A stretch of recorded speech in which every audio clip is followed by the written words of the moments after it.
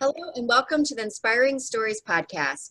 Here we interview authors and soon-to-be authors to find out more about what inspired them to write their books and about the inspiring stories within their books and the hopes of inspiring others to write and share their own stories.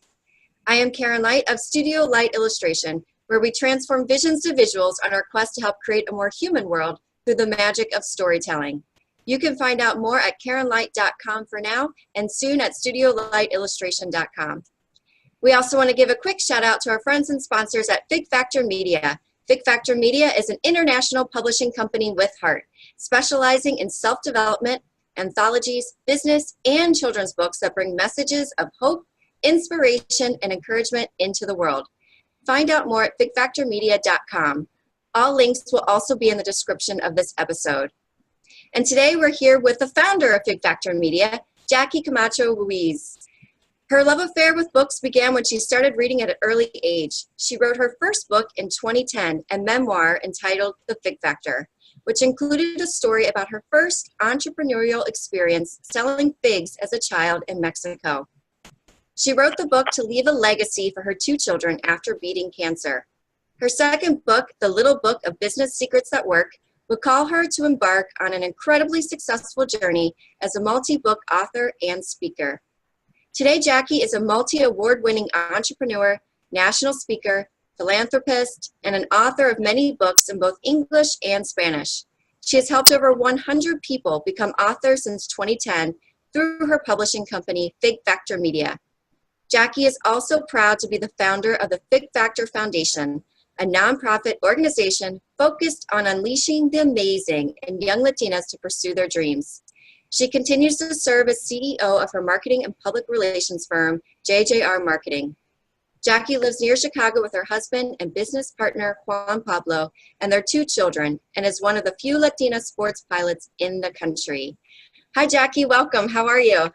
Thank you. What a pleasure to be here. Thank you so much for creating this beautiful sacred space of connection for authors and like you mentioned, people that have the dream of becoming an author. Yeah, it's really fun. It's really actually been such a pleasure to talk to people and really get the full backstory on their books and all that they are and who they bring to their books. It's really fascinating so far. So and I'm really excited to have this conversation with you. So why don't you take it away by telling us a bit about the book that you'd like to talk about today, because you've published so many. Well, 13 to be exact. And the latest two books are basically the Spanish and the English version of the same book called The Amazing World of Aviation. It's a beautiful book dedicated to children that want to soar and want to achieve their dreams. And it depicts the stories of pilots throughout history that have made an impact, that have made history, no pun intended. And that, in my hope is that the stories would inspire kids to dream bigger. And whether, hopefully they go into aviation too, that would be pretty amazing. What inspired you to write this story? I think that my own journey as a pilot, there were two things that transformed me. One is being able to understand the three-dimensional space that is right above our head that we don't think about oftentimes unless we are going on vacation and we're taking a plane, a commercial aircraft. I have the privilege to have a license to be able to soar the skies. And I will tell you that it was one of the hardest things that I've ever done in my life. And it had a very transformational effect in how I operate on the ground. And so the first thing is understanding this three-dimensional space and how to operate within it. And then the second part of it was to really build the confidence to be the pilot in command of an aircraft, especially when I've been soaring the skies for over 3 years. And most of the time was with my teddy bear. Yeah.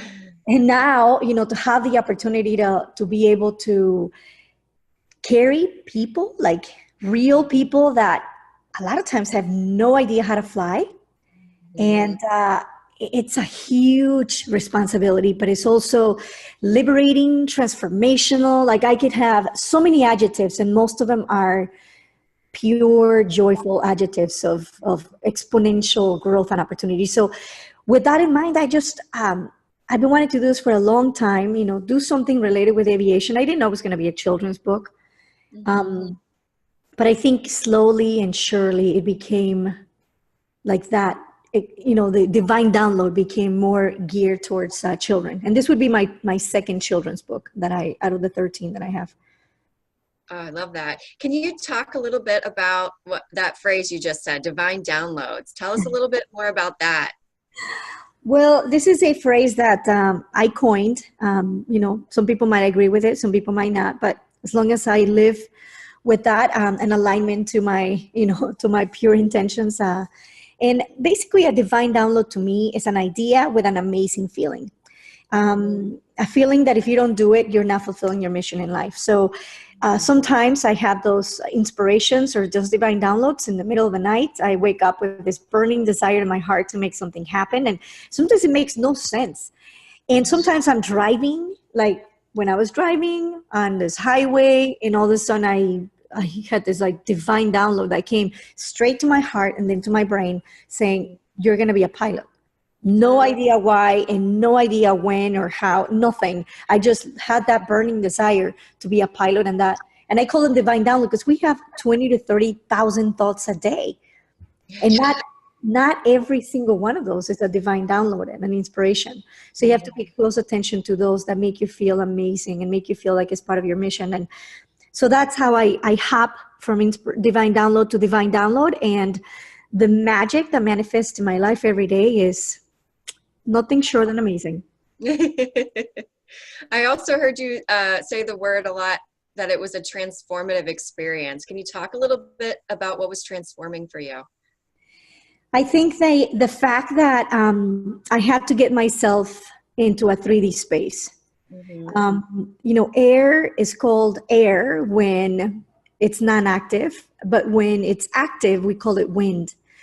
And even though we don't feel it, you feel that when you're up there, 3, 5,000, 7,000 feet with an aircraft, you feel every bump, and you feel like this is part of a big soup, that has movement and body, and you're moving in it, and using the energy of the aircraft to navigate and to do what you want it to do. So it's forgetting about what I know about the ground, even though the cockpit might look a lot like a car, does not operate like a car. Planes don't have a lot of brakes.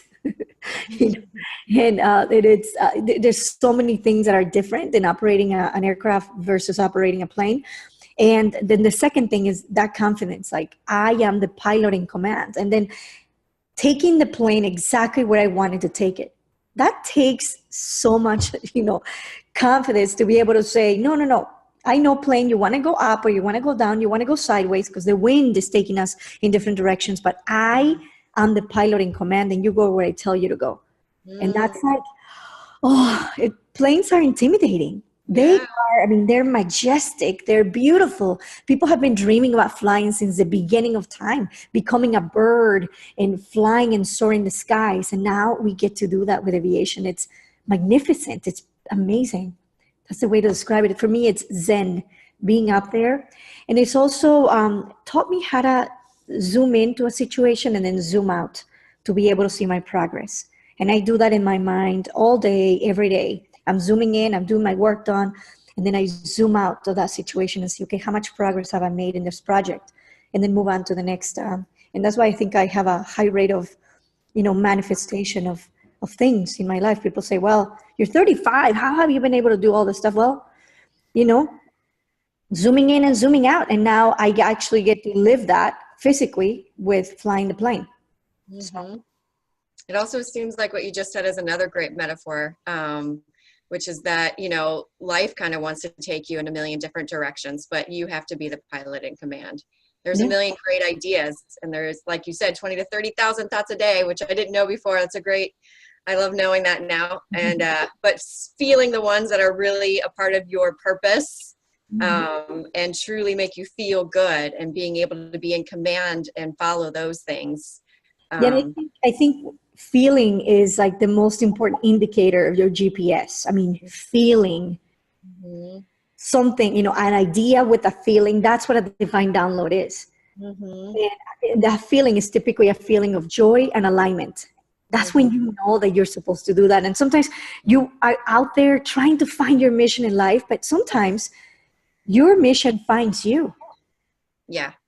And that's where you have to be alert and awake and aware so that you can get those divine downloads and those things that make you feel authentically, beautifully you, so that you can navigate through life around that. And, you know, when you're flying a real plane, it's all about energy, how the wind flows through the wings, how you use the throttle, and how do you use the elevator, the stick to go up and down and to create the right attitude and configuration for that aircraft, has to do with where you landed, where you touch the ground, how you take off.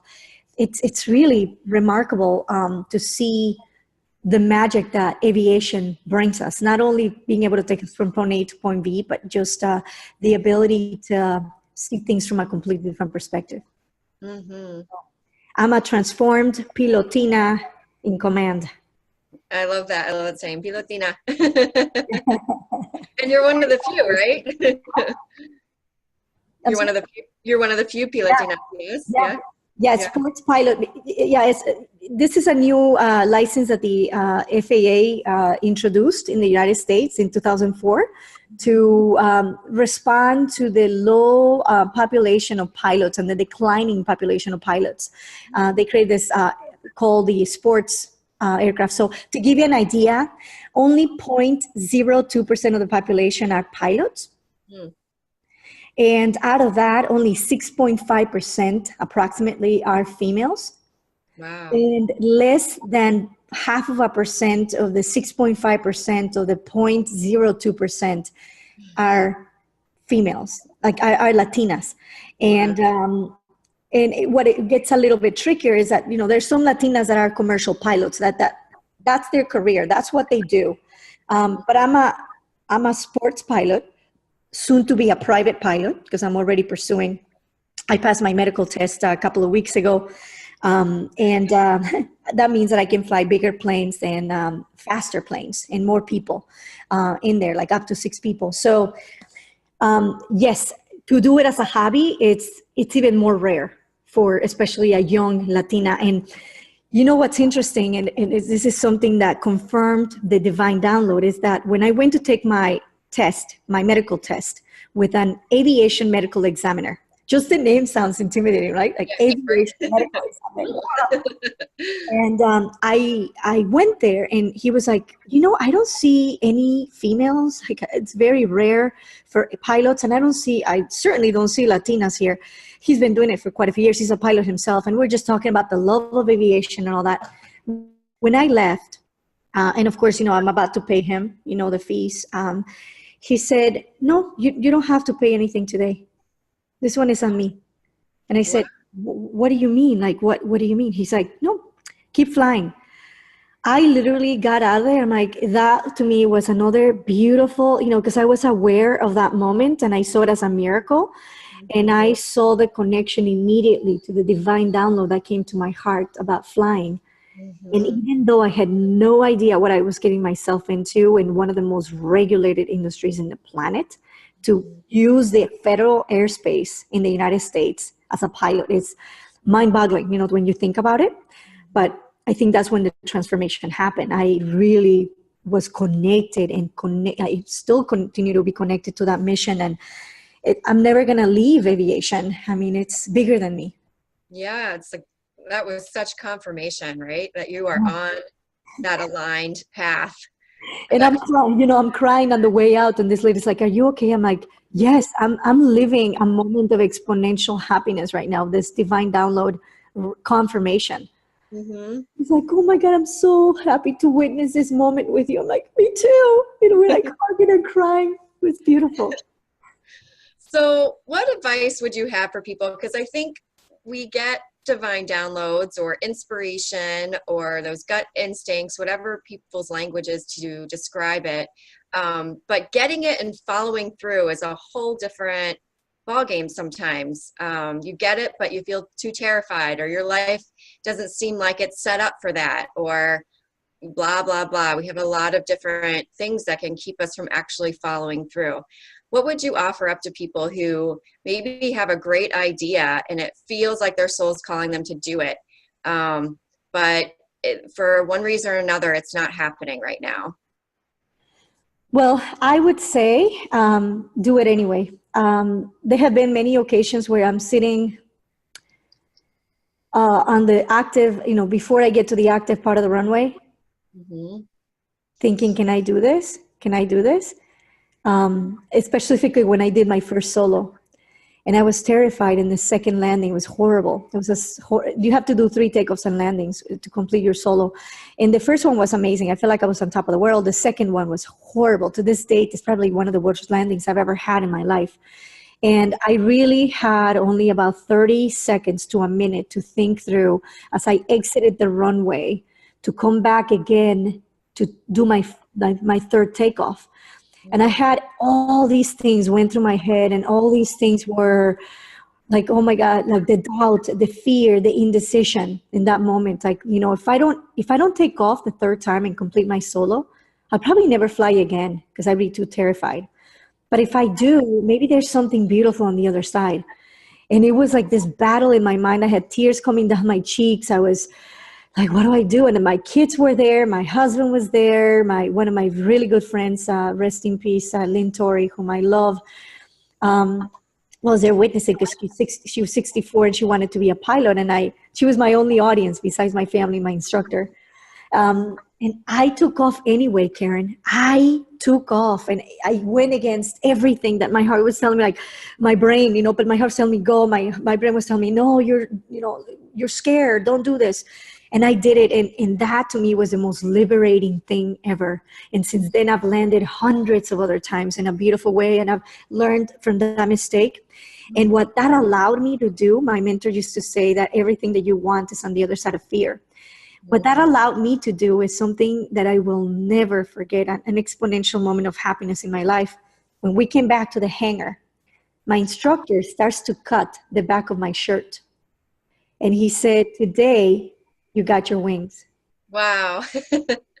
Oh my God. I'm like, so these moments, like, these are moments that I can't compare with anything else on the ground. Like, and it's fighting with your own doubts and fears. And, I think the first thing that your listeners and anyone that has an opportunity to embark on a new dream, you first need to understand if you feel any of these 3 things, because these are going to be your main obstacles to achieving your dreams. Those 3 things, according to Napoleon Hill, are doubt, indecision, and fear. If you're feeling any of those in your heart, you have to be aware that you're feeling them, because when you have awareness, you have knowledge. And when you have knowledge, you have power. And when you have power, you can overcome anything. And then, do it anyway. Take the first step. Take the very first step in that journey and say, okay, how does that feel, to do that? So my first step was to call the tower back. And I said, 448 Romeo Alpha, holding short on runway 27, ready for takeoff. And inside of me, I was thinking, I'm like, I hope they don't give me the clearance. Like sometimes in our lives, we're thinking, oh my God, I'm going to put something out there, but I don't know if I'm ready. I hope that, oh my God, I'm afraid. What if I'm successful? What if I'm a failure? What if, So I was thinking, I'm like, oh my God, how am I going to do this?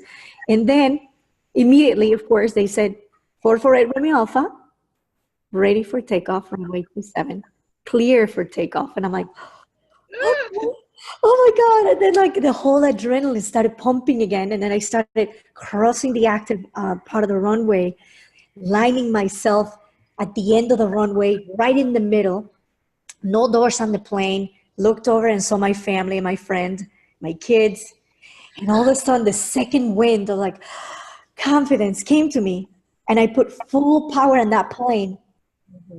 Propellers spinning faster and faster and faster, full power. And then I started rolling down the runway. And shortly after, I started racing the nose. Yeah. And I looked down, I'm like, I am flying again. And it was like the most amazing thing. Oh, you tell that story so great. You're such a great storyteller. Oh my God. I love that advice too, like that awareness and then just taking the first step. I heard a definition of decide once that it's always affected me, which is like when you decide, you literally cut off everything else. So then all your energy goes to the thing you decided on. So decide literally means to cut off. So like once you do that, then it's like that second wave of like confidence can come, all because you've decided, you've made a decision, you've taken one step towards it, and then everything can like move in that direction. You have no idea how many doors aviation has opened up for me. Like you have no clue. Since that decision that day to continue to fly and overcome my fear, I have landed hundreds of times, like maybe, a couple hundred more times, after that. I've published, this aviation book in Spanish and English. I have donated 78 of those books to my daughter's third grade class. And the teacher had her sign a few of the books. And they still talk about it, like so beautiful, like what that allows for, right? Yeah, and I went to one of your workshops where you used it as like a theme all the way through it. So this passion and all these beautiful metaphors that have happened and all your experiences seem to just keep flowing out in all these different directions that you probably never imagined the day you got the divine download that just said, be a pilot, Be a pilotina. And then my car is purple now with the pilotina logo on it. Embossed on the hood of the car, and it's inspired so many people. Even my dealership, I went for service and they saw this purple car and they're like, who are you? And they want to wrap a whole bunch of Audi cars. They asked me for the contact. They did a impromptu photo shoot when I took my car to service for 45 minutes, and I'm in it, and they're posting it all on social media, and like it's amazing what it could do. And now I get to fly with my dad. I flew my dad with no doors on the plane. I flew my daughter. A couple of times I've flown my husband. We went to see some beautiful like sunsets. I've flown my son, my friends, taking them out to lunch. It's amazing. Like the experiences that we've had and on the air. Like I love it. What would you say has been some of the challenges of putting a book together? Because you've done quite a few now. And so what's been a challenge for you, and how did you overcome that? I think, with my first book was believing in myself and knowing that I deserve to be called an author. I think I anguished for weeks just with the thought of like, I'm nobody to be called an author. It was very, very intimidating for me at 26 years old to say that. I'm actually coming up to my 10th year, 2020, my 10th year as an author. So my 10th year anniversary as an author. But I think that once I unlocked that potential, authorship is something also that transformed me, because now I go about life thinking about how in my travels around the world and my experiences as a pilot and as a mom, as a husband, as a wife, to my husband, as a pilot in command, as the founder of a nonprofit organization, I'm always thinking like, how can I encapsulate my experiences to be able to elevate other people? And I think that's when I've opened up a vortex of divine downloads to come to me to dictate which one is going to be my next book.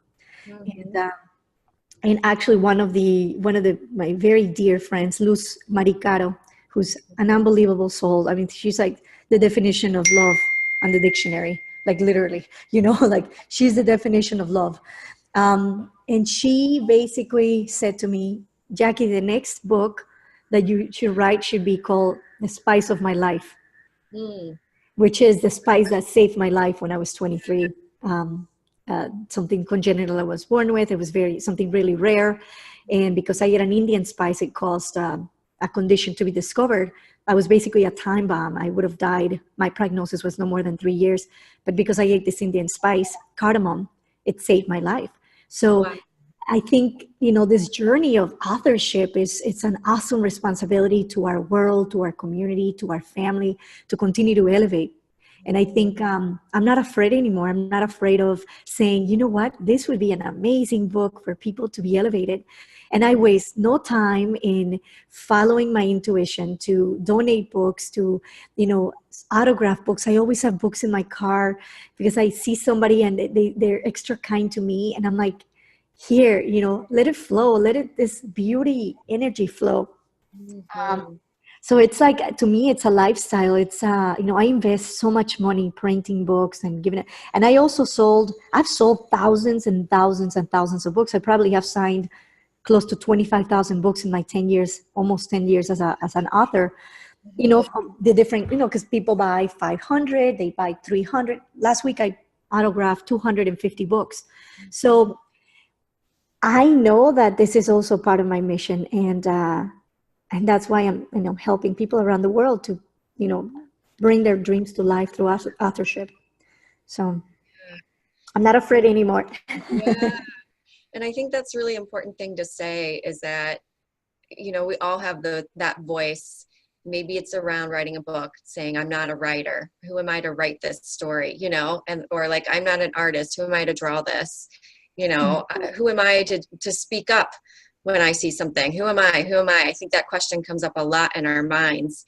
And just to do it anyway starts building the momentum. So next time you have the voice, you can look back and be like, but I did it anyway last time, right? Did it anyway last time, and this amazing thing happened because of it.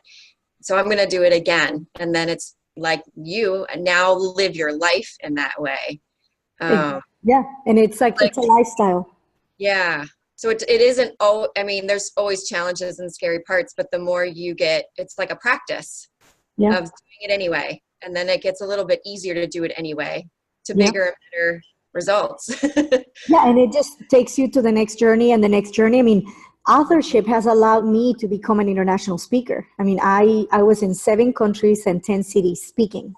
It's crazy. I'm on the escalator going to this very hip, amazing modern place in Sweden to speak and share my value as an author, as a business author, with this group of Swedish entrepreneurs. And I was shaking. I was like, oh my God, like I'm a Latina. I'm here by the North Pole in the Scandinavian countries. I've never been here. Like I've been requesting, like all expenses paid, to be there, and thinking, oh my God, who am I? In that moment I had that doubt. And then like 30 seconds later, I kind of got, okay, who am I not? Who am I not to share the value that I've proven successful over and over again in the United States and Mexico? Like, who am I not? If this is manifesting in my life and somebody's asking me and giving me this beautiful opportunity, that means that I am worthy of this experience. And I'm going to embrace it. And I'm going to embrace it with authenticity, because when I do, magic happens anywhere around the world. When people feel that authentic self and that love inside your heart, and you're able to speak your truth, because sometimes, things are not easy to express, and to be able to stand in your ground and speak your truth and just flow with your authentic self, magic is like always present with that. Yeah, I think we crave it. I think we crave to connect to things that are authentic. And when we do, it allows us to be our authentic selves and just share ourselves. And then people crave to be next to us because we're authentic. So it's this beautiful like ripple effect that can really happen just by sharing your story. Like, who are you not? It reminds me of a quote where I think it's Marianne Williamson who said, like, who are you to play small? You're not here to play small. You're here to be all that you're supposed to be. And then other people, you liberate others when you liberate yourself, right? So it's not just about you. Exactly. It is about you, and it's empowering, but it's also not just about you. Yeah, and I think that's the biggest transformation that you have as an author, that once you enter the realm of authorship, it becomes an awesome responsibility to inspire and elevate other people. And I think that becomes a lifestyle, and that becomes a servant leadership role to our community. And that opens up doors that you would never open up. So many opportunities to inspire people. And I think it's a beautiful transformation. I love, when I deliver somebody's book for the first time and they feel that in their hands and they're crying, they're like, wow. And then immediately they start thinking, oh, how am I going to inspire this person and that person and that person through this book and through this story? It's really remarkable, what people can do through authorship, and the doors are unlimited. Mm-hmm. Like right now I'm doing a tour with one of our children's book authors, Beatriz Cantu. He did the event in Mexico, then we did an event here in Chicago, completely sold out. And then we just were in Dallas this last weekend, and then we're going to go to New York in March. And this little mini tour and TV interviews, radio interviews, podcast interviews around the country. And we created a lot of different really cool tools, like a puzzle and cookies with the characters of the book. And we created coloring pages, and we created all these different things that are really making those core values that she features in the book to come to life. Mm-hmm. And it's so beautiful. I mean, it's like, oh my God, I love doing that. And and then we create all these packages where you can actually, this could be an idea actually for your authors too, where they can create a package with like maybe 5 books, 5 puzzles, pieces, 5 coloring pages, and they can have a local company sponsor those for a local family. Or you can do the same thing with 25 pieces. So they can sponsor a classroom. Mm-hmm. That comes in and does, or they can do 60, to inspire a little community, maybe a daycare center, right? Depending on the audience. And you can have somebody actually, people are always looking for impact. They're always looking, how do I create impact? And a lot of the corporations have no idea how to do that. They have no clue how to make this happen. So if you can come up with a creative way to make that, all of a sudden, you're actually allowing them to make an impact. You as the author get the revenue, and of course the organization of the classroom gets the books. It's a win-win situation. Yeah, it sounds good for everybody. Just a little bit of creativity, thinking outside the box. Yeah, I love that idea, and thanks so much for saying it, because I think that is one of the biggest challenges that I hear so much from self-publishing authors is, I've written this thing, I really want to share it, and I don't know how. Like, the marketing is so hard for me, or so really getting outside of what you think book marketing is, thinking about the audience you want to share it with, and then thinking from there instead of, the traditional routes. It's really exciting. I love that. You know what? And 2 things that I think authors should absolutely know that I share with my authors all the time is that if you start marketing when the book comes out, it's too late. Mm-hmm. Like you need to start marketing way before the book comes out to create and build that anticipation and the excitement. That's 1. And then 2, you only have 1 chance to launch your first book. So invest the resources, invest the time, think creatively, partner up with, Factor Media, is here for you too. But, if you, partner up with somebody that knows how to do marketing so that they can guide you and help you, because you only publish it once. Like that. And even if it's your 2nd or your 3rd or your 4th book, you only publish that initially 1 time. Yeah. So there's so many opportunities wasted, in that you have like maybe 60 to 90 days to really hone in once the book is published, to really do something around it. Otherwise you basically lose that opportunity to the freshness, to get featured in the media, to earn media interviews. Like you lose that after 90 days. Yeah, that's great advice. I hope everybody can use that, because I think it's really great advice. Use that momentum, all that excitement and passion that you just had in creating the book, like that carries you through for a while. Like use it. Yeah. And it's a very sensitive time frame. I mean, it's like 60 to 90 days after the book is launched, where it's like a buzz, and everybody's, all the pieces have to be integrated with social media interviews, events, contests, submitting it for awards, getting it submitted to librarians, and all these different things. So, well, so your book is new, The Amazing World of Aviation. What are your hopes and dreams for this book?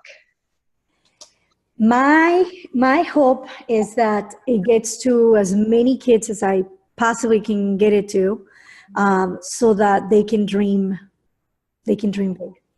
I mean, and if one of the readers, at least one person, gets into aviation because of this book, I will be a very happy pilotina. So people wanted to help you out with this mission. How can they get involved?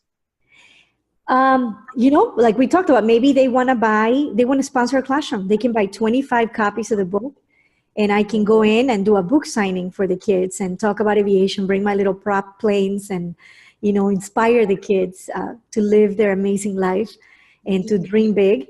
So we could do that, if they want to invite me to come to their schools or high schools. I mean, I would probably say up to middle school, actually, would probably be the best audience, or to a bookstore, to a library. I'm always available to share inspiration. And even for adults, I mean, I could, share inspiration about my adventures as a pilotina, like the event that we did.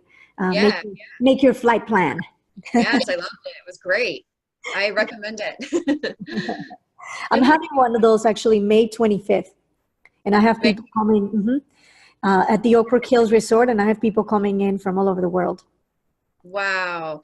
So if people want to find out more about that, where can they find out? If you want, I can share the link with you. Okay. And, to share, we can share it on social media, absolutely, and they can register. Because I have limited spots. I have only about 30 spots. Okay. Yeah, we'll put the link in the description of the podcast then. So if you're interested, you can join in. I recommend it. It was a fantastic experience last time with amazing women. Of course, Jackie was leading it. Another amazing leader was leading it. And then the amazing women that were a part of it too. It was such a community by the end of the day. It was wonderful. And we all got our teddy bears too, right? Sorry, we did. I think they're on the shelf behind me. So, oh, Jackie, this has been awesome. Thank you so much for joining me today. I really appreciate your time and your energy and your passion and your inspiration. It was wonderful. Thank you so much for creating this beautiful space. Sure thing. Thanks everybody for joining us. We'll see you again soon. Bye.